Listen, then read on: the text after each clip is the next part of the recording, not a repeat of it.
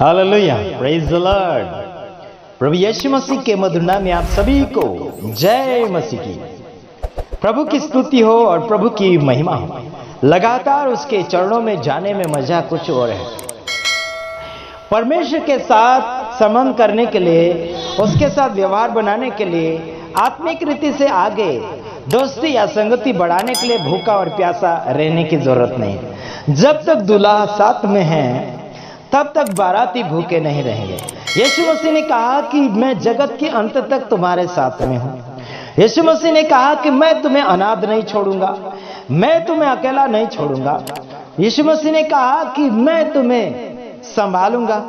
तो फिर आपको और मुझे भूखा मरने की क्या जरूरत। कुछ लोगों ने कहा कि आशीष उपवास रहते हैं या नहीं। मैंने कहा मुझे उपवास रहने की क्या जरूरत, मुझे क्या चाहिए जो मैं उपवास रहूं। सब कुछ तो मिल चुका है और वचन मेरे अंदर है और परमेश्वर अंदर है। तो हम किस बात को अंदर लाने के लिए हम उपवास का समय बिताएं। तो आइए हम देख लेते हैं कुछ वचनों के साथ। गलातियों उसका 5वां अध्याय उसका 1 वचन बीते हुए दिनों में भी मैंने शेयर किया था, लेकिन उसमें कुछ लोगों ने रुचि नहीं लगाई। और रुचि नहीं लगाने के कारण यही है कि आलसी लोग हैं ज्यादा। क्या लोग हैं? मसीह ने स्वतंत्रता के लिए हमें स्वतंत्र किया है, इसलिए उसमें स्थिर रहो और दास्तव के जुए में फिर से न जूतो। यीशु मसीह ने आपको और मुझे स्वतंत्रता रीति से रहने के लिए स्वतंत्र किया है। फिर से आपको और मुझे गुलामी में नहीं जाना है, लेकिन स्वतंत्रता में, आजादी में आपको स्थिर रहना है। आपकी आजादी किस बात के लिए है? आपकी स्वतंत्रता किस बात के लिए है? आप आजाद हुए तो किस बात के लिए हुए? परमेश्वर का धन्यवाद करते हैं कि जिस परमेश्वर ने आपको और मुझे जिस दौड़ के लिए बुलाया है, उस दौड़ में आपको और मुझे मदद करता है। आपके सांसों की धड़कनें हमेशा चलाएगा। जिस नाम से आप सांसें लेते हैं उसका नाम आपको शायद पता नहीं होगा, बल्कि आप चेक कर सकते हैं। जब सांसें छोड़ते हैं, लेते हैं, तो उसमें यीशु मसीह का नाम आता है। बल्कि ये सांसें तो किसी धर्म के नाम पर नहीं है और ना ही कोई जाति के नाम पर है और ना ही कोई भेदभाव के तौर पर है। तो आइए देख लेते हैं 7वां वचन। तुम तो भली भांति दौड़ रहे थे अब किसने तुम्हें रोक दिया कि सत्य को न मानो। आप तो अच्छी रीति से दौड़ रहे थे, भली भांति से दौड़ रहे थे सच्चाई में, बल्कि आपको किसने रोक दिया? यह सवाल आता है पौलुस की ओर से। तुम तो भली भांति दौड़ रहे थे, अब किसने तुम्हें रोक दिया कि सत्य को न माने या ना मानो। परमेश्वर के अनुग्रह में आप बढ़ते हैं, चलते हैं, तो काफी बार बोलते हैं कि यह शिक्षा गलत है, वो शिक्षा गलत है, उस शिक्षाओं को छोड़कर हमारी और हमारी संगति पकड़ो, ऐसा करके कहते हैं। बल्कि चुनाव करने का अधिकार खुद को होता है। मन का मालिक आप खुद हैं। मेरे भाइयों और बहनों, सच और झूठ का निष्कर्ष निकालने का अधिकार परमेश्वर ने आपको और मुझे दिया है। सच और झूठ को पहचानो और पहचानने का तरीका आपको बाइबल से मिलेगा। याद रखो मेरे भाइयों बहनों, अगर आप सच्चाई की ओर दौड़ रहे हैं तो आपको अगर कोई रोक रहा है तो सावधान हो जाइए कि आप उसके अनुसार जी नहीं सकते, आप उसके कहे अनुसार चल नहीं सकते। क्यों नहीं चलेंगे? क्योंकि बाइबल का वचन जो है वो अलग अलग रीति से लिखा गया है। कई कंडीशन या कई प्रॉब्लम में सामना करते हुए, समय बिताते हुए इन वचनों को एक साथ मिलाया गया। बल्कि बाइबल का भी नाम सच्चा नाम बाइबल नहीं है, ये बाइबल नाम किसी व्यक्ति ने दिया। और बाइबल को हम इंग्लिश में अगर कहे तो बुक्स कह सकते। बुक्स यानी कि किताबें, है ना। जो मैं शब्द बोलूंगा इंग्लिश का, उसका अनुवाद भी करते चला जाऊंगा, इसमें कोई डाउट तो नहीं रखना है। तो आइए देखते हैं। हाँ, ऐसी सीख तुम्हारे बुलाने वाले की ओर से नहीं, मतलब भटकाने वाली जो शिक्षा है, ऐसी शिक्षा आपके बुलाने वाले की ओर से बिल्कुल नहीं है। भाइयों और बहनों, कुछ लोग बाइबल की पूजा करते हैं, बाइबल की पूजा करने से कोई फायदा नहीं है, बल्कि बाइबल के अंदर जो वचन है, जो परमेश्वर के मुंह से निकले हैं, उन वचनों को अगर आप फॉलो करोगे और मानोगे, उसके अनुसार जीने के लिए कोशिश आप बढ़ाते चले जाएंगे, उसमें आपका जीवन माहिर बनता चला जाएगा और सक्सेसफुल आपको अनुभव होता चला जाएगा। साथ ही साथ इतना याद रखना, दुनियादारी क्या कहती है उसके ऊपर आपको नजरअंदाजा नहीं करना है, बल्कि वचन के साथ आप लोगों की बातें या फिर उनके प्रचार को पहचान सकते हैं। हालांकि दुनिया के साथ आपको और मुझे समझौता नहीं करना, बल्कि बाइबल के वचन के साथ आपके जीवन को समझाने के लिए कोशिश करें। तो ध्यान दीजिएगा, हमने तो कभी किसी का बुरा होने के लिए सोचा नहीं और होना भी नहीं देना चाहते हैं, बल्कि ज्यादातर लोग दुश्मनी मोल ले रहे हैं। तो हमें क्या परवाह, तुम दुश्मनी हमसे करो या ना करो, हमारा तो कोई घाटा भी नहीं है और ना ही कोई फायदा है। हम तो आपका फायदा चाहते हैं, आप तो खुद का घाटा कर रहे हैं। हाँ जी, फायदा ढूंढ रहे हैं जिसमें सच्चाई नहीं है, तो फायदा तो मिलने वाला है ही नहीं ऐसा। तो आइए देख लेते हैं 9वां वचन। थोड़ा सा खमीर सारे गूंदे हुए आटे को खमीर कर डालता है। यार थोड़ा सा आटा है ना, थोड़ा सा आटा गूंदे हुए मतलब बनाए हुए, मजबूत किए हुए, तैयार किए हुए आटे को, वो जो खराब जो आटा है ना, वो उसको खराब कर डालेगा। इसीलिए खराब को साइड में रखना चाहिए, यानी कि बासी, जो खट्टास हो गया है, जो गंदगी हो गया है, उसको अच्छे आटे में नहीं मिला सकते, क्योंकि वो थोड़ा सा है और जो अच्छा सा हमने ज्यादा तैयार किया है उसमें अगर खमीर किया, यानी कि खट्टा है, खराब है, बासी है, उसमें अगर मिला दिए तो वो पूरे आटे को क्या कर डालेगा, खराब कर डालेगा मेरे भाइयों बहनों। इसीलिए कहना चाहता हूं कि आपका जो दुनियादारी का जो कुछ है, मैंने कुछ लोगों को कहा कि आपके डांस के कारण लोगों के ऊपर गलत प्रभाव पड़ रहा है, आपके नाचने कूदने का ढंग बहुत ही अलग रीति से लोगों के मन में अनुभव हो रहा है। तो ध्यान दीजिएगा, आपके नाचने से या फिर आपके ना नाचने से कोई फायदा लोगों का नहीं है। इसीलिए सुधार लीजिएगा। आप जो अच्छा सभ्य है, इज्जतदार व्यक्ति है, तो नाचने कूदने का काम प्रभु के जगह जो कार्य कर रहे हैं उनका काम नहीं है। साधारण विश्वासी नाचने का अलग बात है, और जो मेन व्यक्ति सेवक हैं, प्रचारक हैं, या फिर जो भी है रखवाले हैं, उनका काम अलग है। मेरे भाइयों बहनों, मैं आपको एक उदाहरण के साथ बात करूंगा। अगर नरेंद्र मोदी आ जाए या फिर योगी आ जाए, ऐसा अपने गांव में या फिर अपने नगर में आ जाए, कुछ विकास की बात करने के लिए और आपकी मांगे पूरी करने आ जाए, अगर आपने ढोल बजाया या फिर कुछ गीत गाया, तो क्या वो आपके सामने अगर नाचना शुरू कर दे, तो आप वहां पर अपने विचारों के साथ क्या विचार सेटिंग करेंगे, अपने मन को किस रीति से फीलिंग, यानी कि किस रीति से अनुभव करोगे। मेरे भाइयों बहनों, इज्जतदार व्यक्ति को या फिर मेन व्यक्ति को या फिर हैंडलिंग करने वाले व्यक्ति को थोड़ा सावधानी पूर्वक जीवन को जीना पड़ता है। अगर यीशु मसीह आपके सामने अगर आकर नाचने लगे तो आपको कैसे लगेगा? आप ही कहिए मेरे भाइयों बहनों। बाइबल में लिखा है, नाचने कूदने की बातें ऐसे करके मुझे छेड़छाड़ करने के लिए कोशिश करते हैं। हालांकि मेरे भाइयों बहनों, वक्त के साथ हमें जीना है। कैसा समय है, कैसा मौसम है ना, क्या करना चाहिए उस समय में, वैसे आपको और मुझे जीना होगा। आप नाचते रहो, गाते रहो और प्रचार का कोई खुलासा ही नहीं हो रहा, तो आपको सक्सेसफुल होने में बड़ी कठिनाई महसूस होगी। तो आइए देख लेते हैं। मेरे कुछ साथी भाई बहन नाचते भी हैं, मैंने उनको समझाने के लिए कोशिश किया। उनका संदेश और उनका सिखाने का तरीका बहुत ही अलग है। जैसे हजारों पास्टरों में शिक्षा है, उनका जमीन और आसमान में फर्क है। मैं उनका कदर करता हूं। हालांकि इतना याद रखना, अगर मैं आपकी कदर करता हूं तो सारी बातों में आपके साथ में मैचिंग हो गया ऐसा नहीं समझना, ठीक है मेरे भाइयों बहनों। सावधान रहिएगा, आप हमसे दोस्ती कर सकते हैं, लेकिन अलग अलग रीति या फिर अलग ढंग हमारे साथ मैचिंग नहीं कर सकते, है ना। हमारा काम अलग अलग है, हमारे रास्ते अलग अलग है, लेकिन काम यीशु मसीह का है। समझ लीजिए मेरे भाइयों बहनों, परमेश्वर ने हर व्यक्ति को अलग अलग रीति से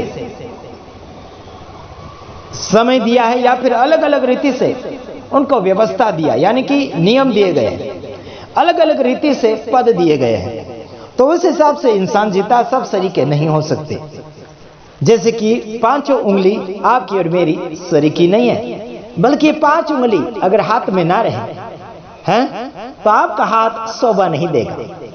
अंगूठा अगर है और उंगली आपकी नहीं है तो आपका हाथ का पंजा शोभा नहीं देगा। मतलब किसी में से भी एक भी की कमी रहे तो शोभा नहीं देता। मतलब इन 5 की जरूरत है, अलग अलग रीति से ये अपना काम खुद करता है। यारो, उसी प्रकार से परमेश्वर ने आपको और मुझे अलग अलग रीति से शिक्षा दिया है, अलग रीति से हैंडलिंग करने के लिए मौका प्रदान किया है।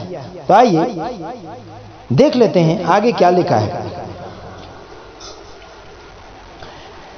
प्रेज द लॉर्ड, प्रभु की स्तुति हो। 12वां वचन आपके सामने मैं पढ़ना चाहूंगा।